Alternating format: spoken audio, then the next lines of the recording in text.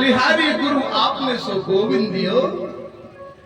आप जैसे भी थे, आपका अपना कर्म था गुरुदेव, लेकिन आपने मुझे भगवान से मिला दिया, ये मेरा सौभाग्य था। तो ऐसी सच्ची लगन होना चाहिए। गुरु बनाओ छान कर और पानी पियो। गुरु की जब तक परीक्षा नहीं ले लो तब तक गुरु बनाना नहीं चाहिए। और अगर तुमने ऐसा बना लो तो लोभी गुरु लालची चेला फिर नरक में आज कर चाची गए, समय आया, मेरे कन्हैया धीरे धीरे 5 वर्ष के हो रहे हैं। और कन्हैया जैसे 5 वर्ष के हो गए, कन्हैया की आदत तो अब बढ़ती चली जा रही है।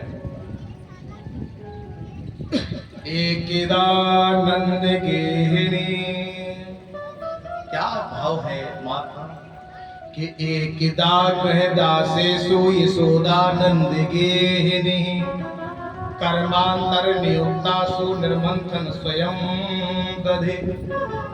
एक दिन मैया दधी का मंथन कर रही है, और जो शरीर का मंथन कर लेता है, जो शरीर का चिंतन कर लेता है, जो शरीर में मनन कर लेता है, वो एक न एक दिन भगवान को किसी न किसी रूप में प्राप्त कर लेता है।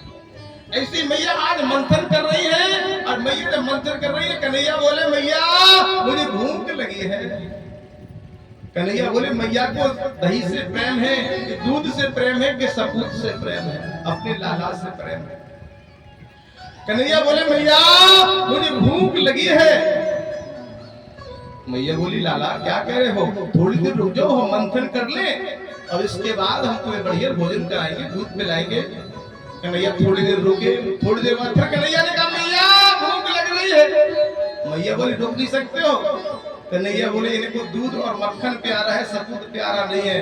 कन्हैया ने तुरंत एक माया को आदेश दिया, जाओ चूल्हे पे दूध रखा है उसको उपना दो।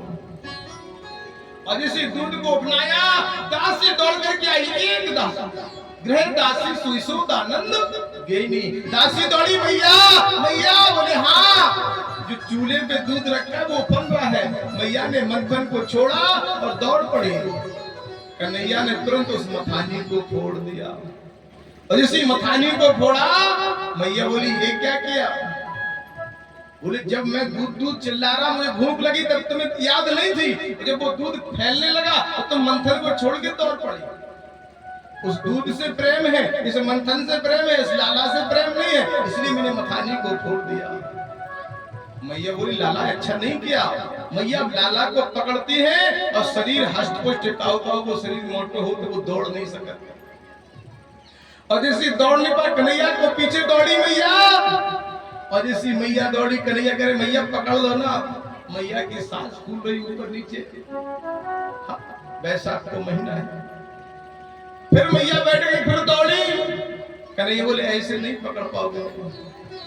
तुरंत घर से ललता और विशाखा चली आ रही थी। ललता विशाखा से मैया ने इशारा किया लाला को पकड़ लो। ललता विशाखा ने कन्हैया के दोनों हाथ पकड़े और मैया की गोद में बैठा दिया। मैया बोली अब पकड़ गए? बोले गोपियों ने पकड़ के दे दिया, हम ऐसे नहीं पकड़े। अब उखल से मैया को बांधा जा रहा है। मैया ने जैसे लाला को उखल से बांधा, और उखल से बनते समय आज पूरी गायों की रस्सी लग गई, लेकिन 2 अंगुल छोटी पड़ जाती है। क्यों? मैया को अभिमान है कि मेरा लाला है और मैं लाला को बांध। कहा है जहां मैं है तहां हरि नहीं, जहां हरि है तहां मैं नाय। और प्रेम गली अति साकरी जामे दोना समाए। ललता विशाखा बोली मैया कन्हैया ऐसे नहीं बनेगा। बोले फिर? बोले इसको तो प्रेम से बांधना है, प्रेम की डोरी में बांधो, ये बंध जाएगा। मैया ने तुरंत उखल में बांध दिया कन्हैया को, और इसे कन्हैया उखल में बंधे। उखल में बंध करके आंगन में घूम रहे कन्हैया। और नंद बाबा के महल में 2 वृक्ष लगे हैं, नल कुंवर और मणिग्रीव जो थे। एक बार यमुना में स्नान कर रहे थे निर्वस्त्र होकर। नल कुंवर और मणिग्रीव यमुना में स्नान कर रहे थे निर्वस्त्र होकर के। नारद बाबा ने श्राप दे दिया, जाओ दोनों तुम आज से जड़ हो जाओ। वही नल कुंवर मणिग्रीव यमला अर्जुन के वृक्ष बने।